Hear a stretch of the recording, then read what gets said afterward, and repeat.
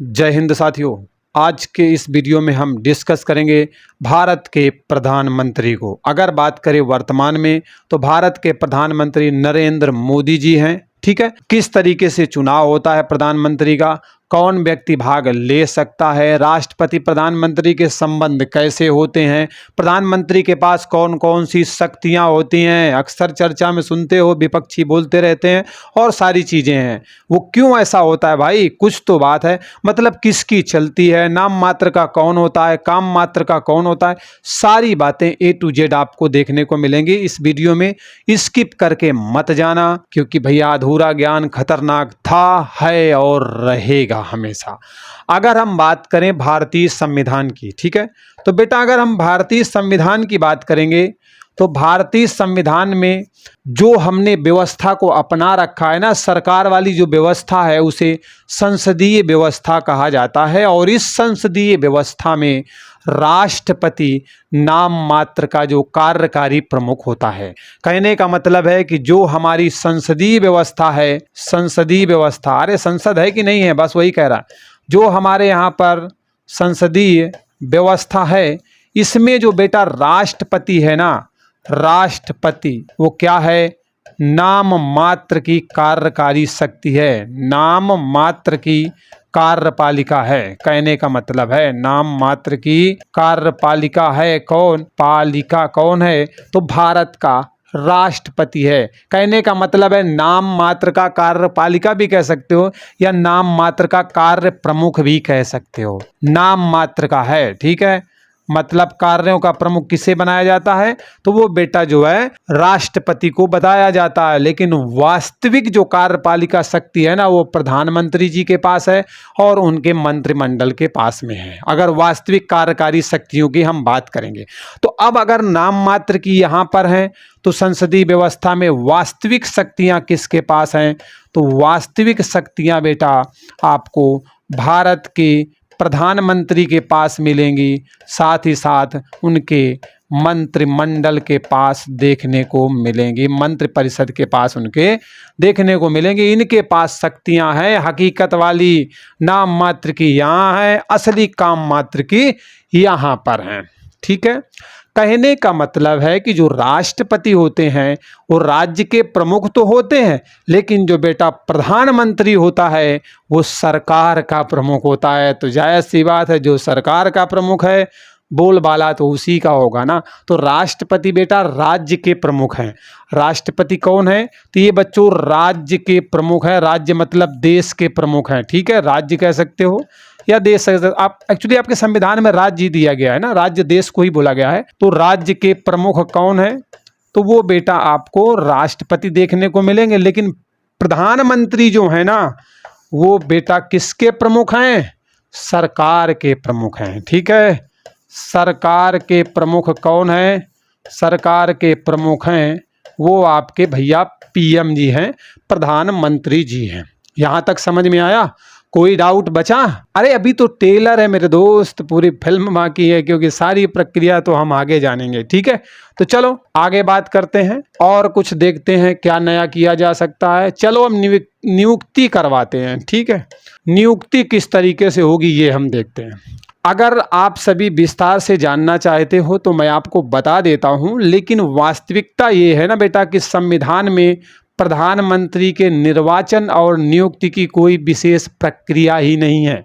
अगर संविधान की आप बात करोगे तो आपके पीएम की नियुक्ति की कोई विशेष प्रक्रिया आपके संविधान में नहीं दी गई है। ठीक है, विशेष प्रक्रिया भारतीय संविधान में देखने को नहीं मिलती कि प्रधानमंत्री का एक्चुअली चुनाव कैसे होगा। समझ रहे हो ना, कोई विशेष प्रक्रिया नहीं है। हाँ, अनुच्छेद 75 में ये जरूर बताया गया है कि राष्ट्रपति प्रधानमंत्री की नियुक्ति करेगा।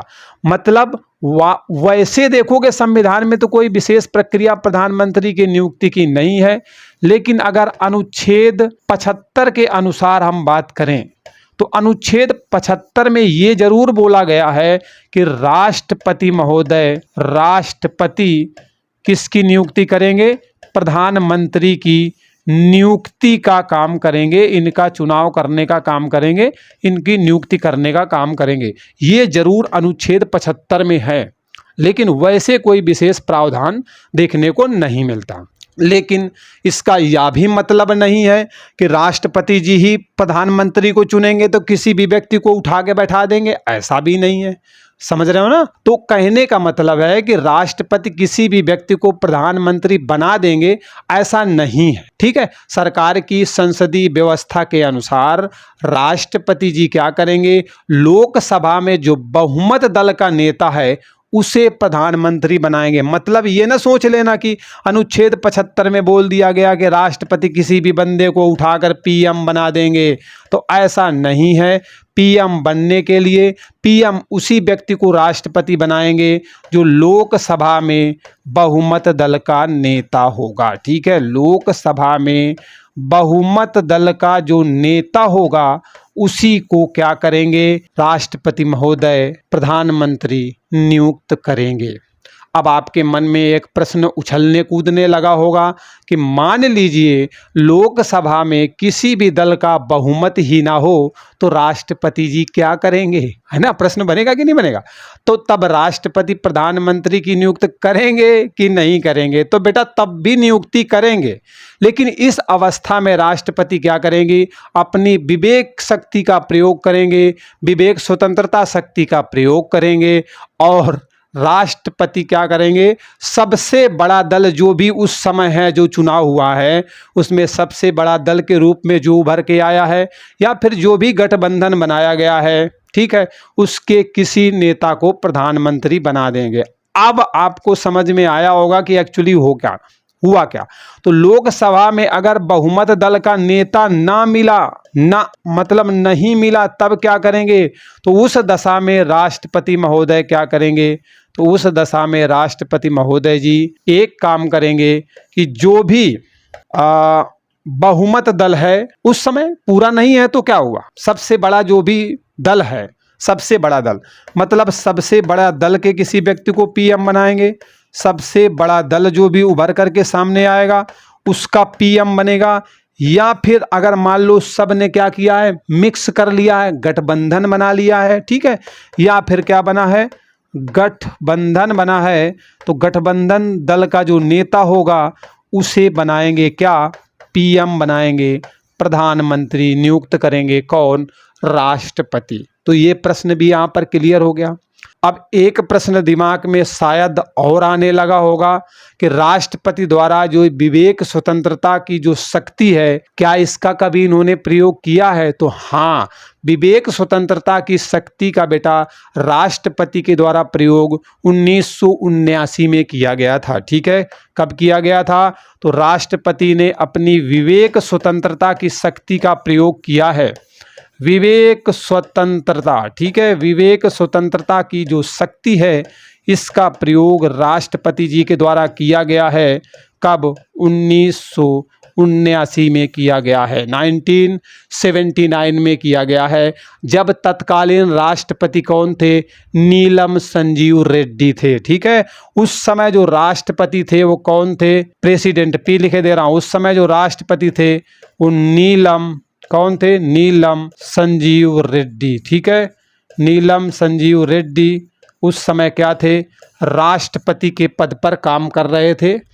और मोरारजी देसाई की जो जनता पार्टी की सरकार थी उसका पतन हो गया था। उसके बाद चौधरी चरण सिंह जो कि गठबंधन दल के नेता थे उन्हें प्रधानमंत्री बनाया था। मतलब नीलम संजीव रेड्डी उस समय राष्ट्रपति थे और इन्होंने क्या किया था, जनता पार्टी का जो शासन था, मतलब उस समय जो सरकार थी किसकी थी, इस समय कौन चला रहे थे, तो मोरारजी देसाई चला रहे थे। ठीक है, तो मोरारजी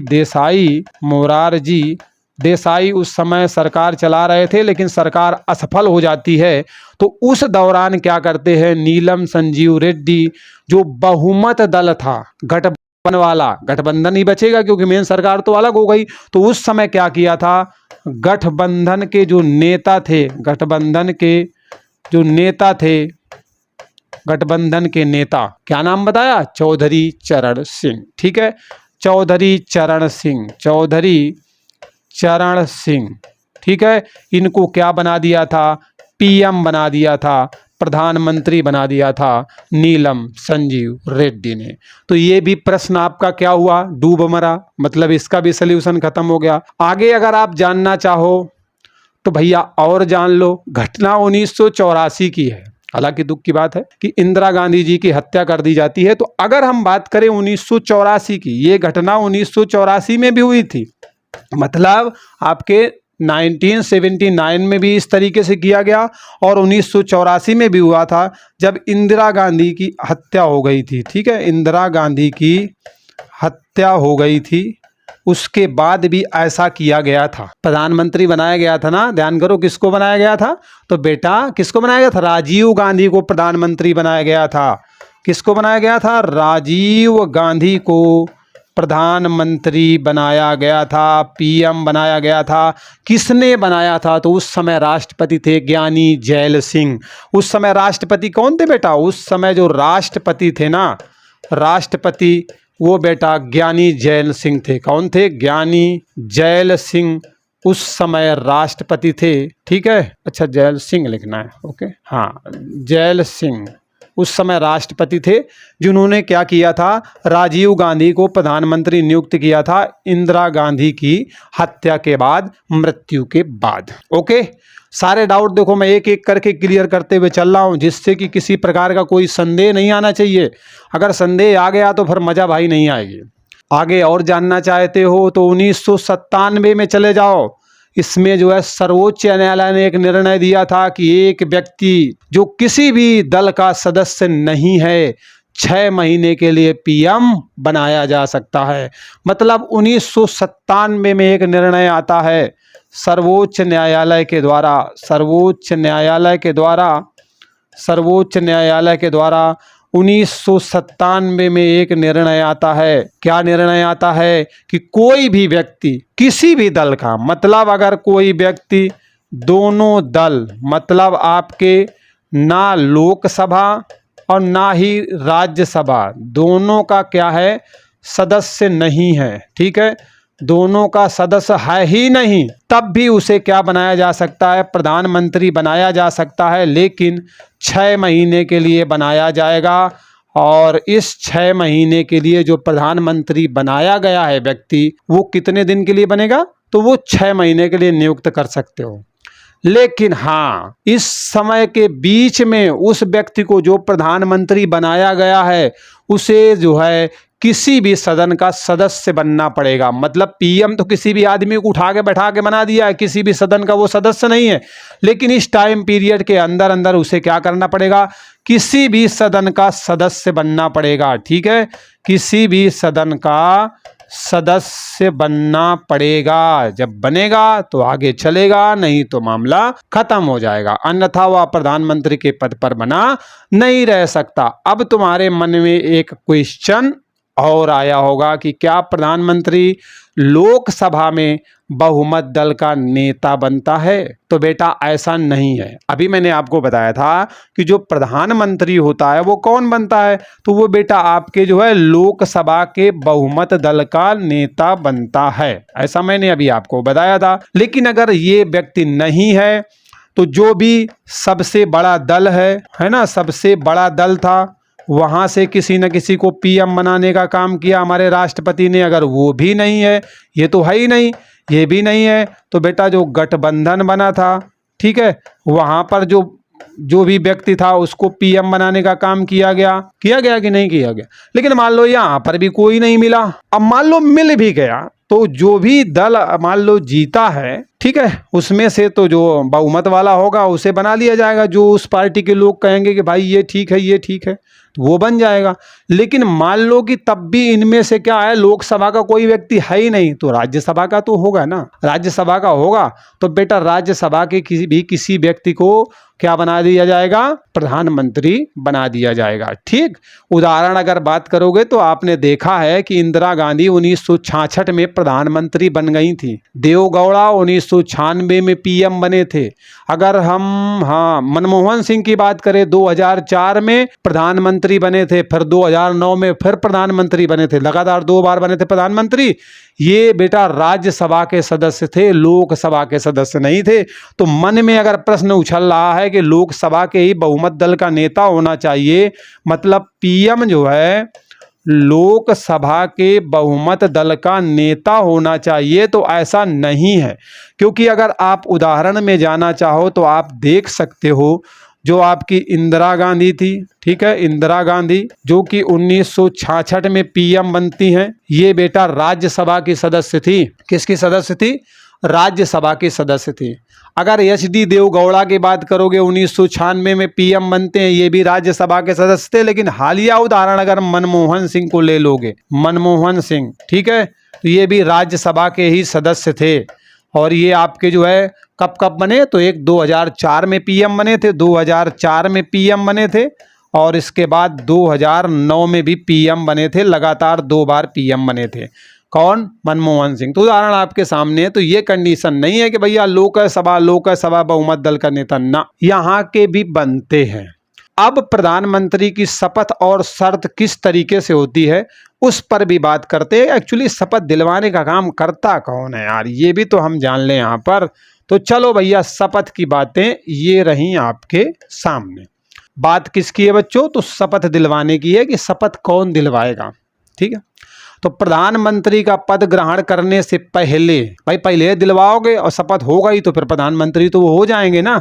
तो कहने का मतलब है कि प्रधानमंत्री का पद ग्रहण करने से पहले राष्ट्रपति उस व्यक्ति को, जो भी बहुमत दल वाला है, राज्यसभा वाला है, लोकसभा वाला है, गठबंधन वाला है, बड़े दल वाला है, जो भी है, ठीक है, पद और गोपनीयता की शपथ दिलवाएंगे। तो शपथ कौन दिलवाएगा? तो पीएम को शपथ कौन दिलवाएगा? तो पीएम को शपथ दिलवाने का काम करेंगे राष्ट्रपति महोदय। ठीक, कौन बनेगा पीएम? तो भैया मैंने अभी पूरी बातें बोली कौन कौन बनेगा।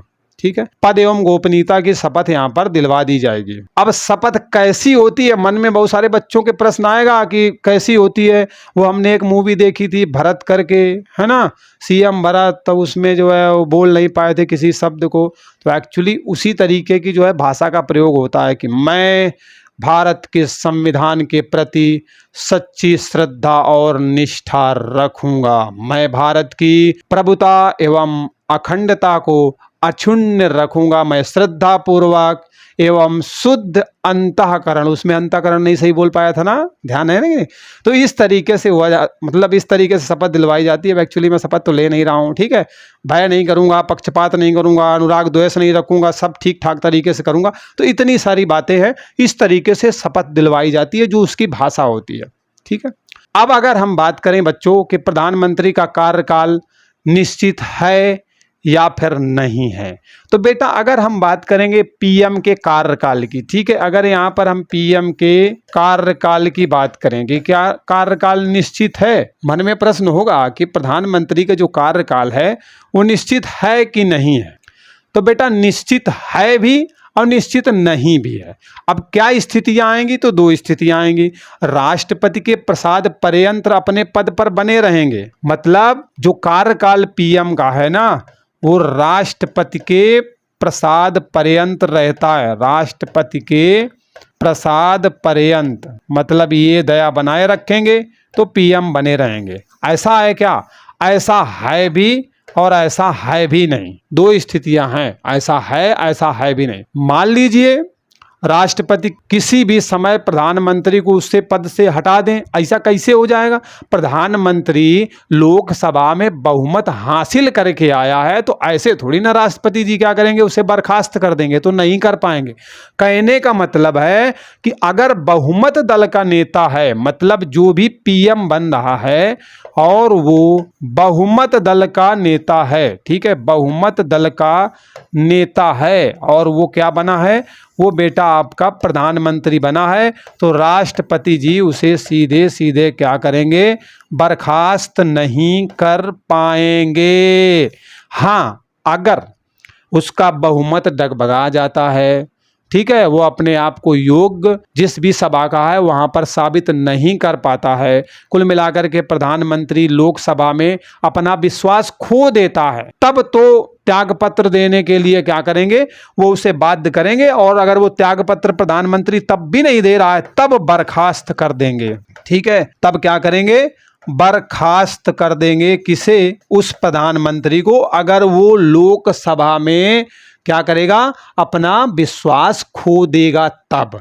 अब अगर पूरा पूरा बहुमत बना बनाया है उसके पास, तो ऐसे थोड़ी ना उठा के राष्ट्रपति जी फेंक देंगे कि हटो हटो हटो, ऐसा नहीं होने वाला। ठीक, तो ये बातें भैया यहाँ पर समझ में आ गई। देखो मैं सरल भाषा में बता रहा हूँ, मेरी बात का बुरा मत मानिएगा, मैं समझाने के लिए किसी प्रकार के शब्द का प्रयोग कर देता हूँ, ठीक है, जिससे कि तुम्हें बढ़िया तरीके से समझ में आए एक्चुअली, क्योंकि ट्रेडिशनल तरीके से पढ़ोगे तो मज़ा नहीं आती है, ठीक है, क्योंकि थोड़ा सा अगर समझ रहे हो।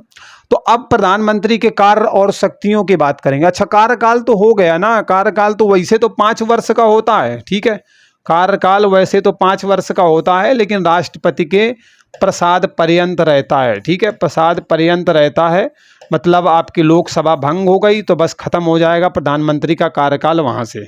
ठीक, तो ये बातें आपको समझ में आ गई। अब हम बात करते हैं प्रधानमंत्री के कार्य और शक्तियों की। तो ये बातें तो भाई यहाँ पर आपको मैं समझा ही चुका हूँ, तो अब यहाँ पर हम समय जाया नहीं करेंगे। ठीक है, चलिए यहाँ पर बढ़ते हैं। कार्य क्या हैं और जो है उनके पास शक्तियाँ कौन है। बहुत ढेर सारी शक्तियाँ हैं, अब समझो, बहुत जबरदस्त वाली पावर है, कौन कौन सी है खुद ही देख सकते हो। तो अब सबसे पहले हम बात करेंगे मंत्रिपरिषद के संबंध में उनके पास शक्ति कौन सी है। तो शक्तियों की अगर बात करेंगे तो पहली शक्ति आती है मंत्रिपरिषद के संबंध में। ठीक है, मंत्रिपरिषद के संबंध में, ठीक है, मंत्रिपरिषद के संबंध में जो शक्ति है उसकी हम बात करते हैं कि कौन कौन सी शक्तियां मंत्रिपरिषद के संबंध में काम करती हैं। ठीक है, चलो आगे बढ़ते हैं। तो प्रधानमंत्री जी क्या करेंगे, मंत्री नियुक्त करने के लिए अपने दल के व्यक्तियों की जो भी सूची है बना करके राष्ट्रपति को दे देंगे, या राष्ट्रपति से सिफारिश करेंगे, चिट्ठी पकड़ा देंगे कि इनको इनको इनको इस प्रकार का मंत्री नियुक्त करना है। तो कुल मिलाकर के मान के चलो कि राष्ट्रपति महोदय प्रधानमंत्री की सिफारिश पर ही क्या करेंगे, मंत्रियों की नियुक्ति करेंगे। तो अगर आप डायरेक्ट समझो तो डायरेक्ट में देखोगे तो पीएम ही क्या करते हैं, मंत्रियों की नियुक्ति करते हैं। ठीक है, अपने जो भी मंत्री भी बहुत सारे विभाग हैं, ठीक है, उनकी नियुक्ति करने का काम करते हैं। मंत्रियों की नियुक्ति करने का काम कौन करते हैं, तो प्रधानमंत्री करते हैं, लेकिन सिफारिश देते हैं। कहने का मतलब है पूरी का पूरी लिस्ट पकड़ा देते हैं जो भी होती है, किसको, आपके प्रेसिडेंट को। ठीक है, प्रेसिडेंट को पूरी का पूरी लिस्ट पकड़ा देते हैं और उनको शपथ दिलवाने का काम अपना ये करवा देते हैं राष्ट्रपति महोदय जी। तो कुल मिलाकर ये कह सकते हो कि जो मंत्रियों की नियुक्ति है ना, वो प्रधानमंत्री जी इनडायरेक्ट करते हैं, माध्यम कुछ और होता है लेकिन करते वही हैं, शपथ दिलवाने का काम और जो है घोषणा करने का काम इनके द्वारा होता है। ये बात समझ में आ गई, पहले नंबर की शक्ति हो गई। तो एक शक्ति तो आपको समझ में आ गई। अब जरा आगे दूसरी शक्ति पर हम बात कर लेते हैं। ठीक है, चलिए दूसरे नंबर की शक्ति देखो क्या है। दूसरे नंबर की शक्ति है बच्चों कि प्रधानमंत्री मंत्रियों के जो विभिन्न मंत्रालय बांटना है वो भी काम यही करेंगे। मतलब पीएम क्या करेंगे, मंत्रियों के जो मंत्रालय हैं, ठीक है, मंत्रियों को विभिन्न मंत्रालय बांटेंगे। ठीक है, विभिन्न मंत्रालय का आवंटन करेंगे। ठीक है, आवंटन करेंगे मतलब बांटेंगे कि भैया फलाना वाला मंत्रालय तुम्हारा है शर्मा जी, और मुकेश भैया तुम्हारा ये है, चच्चा जी तुम्हारा ये मंत्रालय। इस तरीके से मंत्रालय को बांटने का काम करेंगे। और अगर जरूरत पड़ गई तो उसमें क्या करेंगे, फेर बदल करने का काम भी कौन करेंगे, ये बेटा आपके प्रधानमंत्री जी करेंगे। तो पावर नंबर 2, दो शक्तियां हो गई। अब अगर मन में है कि और कोई पावर है क्या, तो भैया तीसरे नंबर की पावर ले लो यार, ये तीसरे नंबर वाली पावर आ गई। तीसरे नंबर की पावर क्या है कि प्रधानमंत्री किसी भी मंत्री को त्याग पत्र देने के लिए अथवा राष्ट्रपति को उसे बर्खास्त करने की सलाह दे सकते हैं। मतलब किसी मंत्री ने काम नहीं किया, ठीक है, तो मंत्री को त्याग पत्र देने के लिए मजबूर कर सकते हैं। ठीक है, त्याग पत्र देने के लिए बोलेंगे कि चलो छोड़ो, शर्मा जी तुम्हारी बस का नहीं है, संभाल नहीं पा रहे हो, चलो छोड़ो हटो। अब क्या है, ये भी कह सकते हैं, और अगर सीधे नहीं कहना चाहते हैं तो राष्ट्रपति जी से बोल देंगे और राष्ट्रपति जी क्या करेंगे, बर्खास्त कर देंगे, ठीक है, उस मंत्री को जिसने भी ठीक काम नहीं किया है। तो मंत्री ऐसे लिखा जाता है, ठीक, या फिर ऐसे लिखा जाता है, ये कमेंट करके वर्तनी वाले में आप बताओगे, ठीक है। तो ये बात समझ में आ गई। सबसे बड़ा पावर प्रधानमंत्री जी के पास कि पद से त्याग पत्र देकर मंत्रिमंडल को ही पूरा स्वाहा कर सकते हैं। मतलब सबसे बड़ा पावर है कि जो पीएम है ना, वो खुद अगर त्याग पत्र दे दें, खुद अगर इस्तीफा दे दें, तो समझ लेना कि पूरा पूरा मंत्रिमंडल क्या होगा, स्वाहा हो जाएगा। मतलब पूरे पूरे मंत्रिमंडल की लुटिया डुबा देंगे अपना इस्तीफा देने के साथ साथ, क्योंकि लोकसभा के प्रमुख दल के नेता होते हैं, और जब वही चले गए तो सब मंत्रियों संत्रियों का क्या होगा, सारे के सारे वो भी चले जाएंगे, ठीक है। प्रधानमंत्री मंत्रिपरिषद की बैठक की अध्यक्षता करते हैं और उनके निर्णय को भी प्रभावित करते हैं कि भाई ये ठीक नहीं है, ये सुधार लो। मतलब प्रधानमंत्री मंत्रिपरिषद की बैठक की अध्यक्षता भी करते हैं, ठीक है। तो अगला पावर क्या है, पीएम महोदय क्या करते हैं, जो मंत्रिपरिषद की क्या होते हैं, बैठकें होती हैं, ठीक है, मंत्रिपरिषद की जो बैठक होती है ना, उसकी क्या करते हैं, अध्यक्षता करते हैं। अध्यक्षता करने का काम करते हैं और निर्णयों को प्रभावित करने का काम भी करते हैं। ये है पावर, तभी तो सब भैया पीएम बनना चाहते हैं। इतनी शक्तियां उनके पास हैं, इसका कारण भी है प्रधानमंत्री मंत्रिपरिषद का प्रमुख होता है। क्योंकि ये जो पूरी की पूरी मंत्रिपरिषद है ना, इसका प्रमुख कौन होता है, तो बेटा इसका प्रमुख होता है भारत का प्रधानमंत्री। तो इसी वजह से इतनी सारी शक्तियां भी इनके पास हैं। स्वाभाविक सी बात है, जब प्रधानमंत्री त्यागपत्र देता है या फिर किसी कारणवश से दुर्भाग्यवश मृत्यु हो जाती है, तो अन्य मंत्री कोई भी काम नहीं कर सकते। मान लीजिए कि पीएम ने क्या कर दिया, शक्तियों में ही है, 6 ले सकते हो। मान लीजिए पीएम ने क्या किया, त्यागपत्र दे दिया, या फिर किसी कारणवश से पीएम की मृत्यु हो जाती है, तो जो भी मंत्री हैं, ठीक है, जो भी मंत्री हैं वो कोई काम नहीं कर सकते हैं। कहने का मतलब एक्चुअली ये है। दूसरी भाषा में मैं आपको समझाना चाहूँ तो आप यूँ समझ लीजिए कि प्रधानमंत्री की मृत्यु अथवा पद छोड़ने से मंत्रिपरिषद स्वयं ही विघटित हो जाती है, अर्थात उस समय शून्यता की स्थिति आ जाती है। तो ऐसी स्थिति अगर आएगी तो क्या होगा, शून्यता की स्थिति आ जाएगी, ठीक है, शून्यता की स्थिति आ जाएगी। और इस वजह से क्या होगा, जो मंत्रिपरिषद है वो विघटित हो जाएगी, और जब मंत्रिपरिषद विघटित हो गई तो भैया किसी के पास कोई पावर नहीं बचेगी, ठीक है। ये बातें आपको समझ में यहाँ तक बिल्कुल आ गई होंगी। चलिए अब हम और मुद्दों पर बात कर लेते हैं। अगला पॉइंट क्या है आपके सामने, अच्छा ठीक है, राष्ट्रपति और प्रधानमंत्री की कैसी बनती है, मतलब संबंध कैसे होते हैं, ठीक है। तो इस पर बात करें हम। राष्ट्रपति के संबंध में जो है प्रधानमंत्री की क्या शक्तियां हैं, संबंध की बात तो हम चलो कर ही लेंगे, किस तरीके का संबंध होगा। लेकिन अगर हम बात करें यहाँ पर कि राष्ट्रपति के संबंध में पीएम की क्या शक्तियां हैं, उनको पहले देख लो, ठीक है। तो राष्ट्रपति के संबंध में, ठीक है, राष्ट्रपति के संबंध में पीएम की शक्तियां क्या क्या हैं, उन पर हम बात कर लेते हैं पहले, और उसके बाद बढ़ेंगे आगे, ठीक है। शक्तियां क्या क्या हैं उन पर हम बात कर लें, उसके बाद हम आगे जो है कंटिन्यू करेंगे, ठीक है। बेटा प्रधानमंत्री राष्ट्रपति को विभिन्न अधिकारियों की, जैसे कि भारत का महान्यायवादी हो गया, संघ लोक सेवा आयोग के अध्यक्ष हो गए, संघ लोक सेवा आयोग के सदस्य भी हैं, चुनाव आयुक्त होते हैं, मुख्य चुनाव आयुक्त होते हैं, भारत के नियंत्रक एवं महालेखा परीक्षक की बात कर लो, वित्त आयोग के अध्यक्ष की बात कर लो, वित्त आयोग के जो सदस्य हैं उनकी भी नियुक्ति, इन सब का परामर्श देने का काम करते हैं। मतलब प्रधानमंत्री राष्ट्रपति जी को परामर्श देते हैं कि भाई इन इन इन इन व्यक्तियों को इसका इसका इसका अध्यक्ष बनाया जाए। परामर्श के अनुसार ही काम होता है, तो डायरेक्ट नहीं इनडायरेक्ट मामला चलता है। तो मतलब अगर बात करें प्रधानमंत्री जी की, तो प्रधानमंत्री जी क्या करते हैं, परामर्श देते हैं। और परामर्श किसका देते हैं, तो नियुक्ति का परामर्श देते हैं, कि भाई इन्हें फलाने फलाने पदों पर जो है नियुक्त किया जाए। जैसे भारत का महान्यायवादी, ठीक है, भारत का महान्यायवादी, मैं कुछ ही लिखूंगा, बाकी तो मैंने बोल ही दिया है। भारत का महान्यायवादी, ठीक है, महान्यायवादी, इसकी नियुक्ति की अगर बात हो तो इसकी जो है क्या होगी, परामर्श देंगे कि फलाने आदमी को नियुक्त किया जाए। नियुक्त करने का, शपथ दिलवाने का काम राष्ट्रपति जी करेंगे, लेकिन बोलेंगे तो वही ना। जैसे आपका संघ लोक सेवा आयोग है, यूपीएससी है, इसके अगर अध्यक्ष की बात करोगे या फिर सदस्य की बात करोगे तो इनकी भी नियुक्ति की जो सिफारिश है ना, जो परामर्श है राष्ट्रपति को देने का काम कौन करता है, तो प्रधानमंत्री जी करते हैं। इसी तरीके से आप देख सकते हो मुख्य चुनाव आयुक्त का भी यही होगा। भारत का नियंत्रक एवं महालेखा परीक्षक जो कैग होता है ना, कैग की नियुक्ति से जो है संबंधित भी जो परामर्श है, मशवरा है, सलाह है, वो राष्ट्रपति जी को दी जाती है और उसके अनुसार ही इन व्यक्तियों की इन पदों पर नियुक्ति होती है।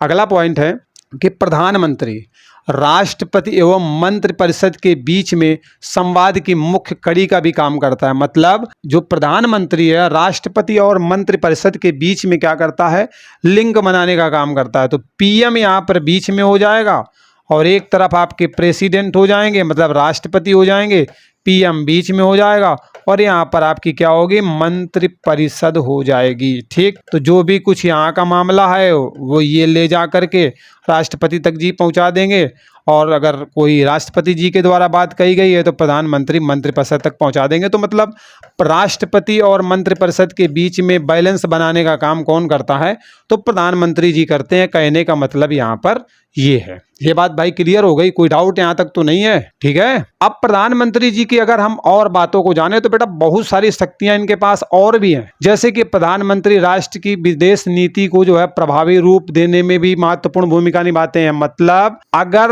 राष्ट्र की विदेश नीति की बात करें, ठीक है, राष्ट्र की विदेश नीति, ठीक है, राष्ट्र की विदेश नीति को जो है प्रभावित करने का काम कौन करता है, तो यहाँ पर भी जो है प्रभावित करने का काम भारत के प्रधानमंत्री जी करते हैं। मतलब इसमें भी उनके द्वारा काफ़ी कुछ बोला जाता है, अपनी बातें रखी जाती हैं, मतलब कहीं ना कहीं अहम भूमिका रहती है प्रधानमंत्री जी की।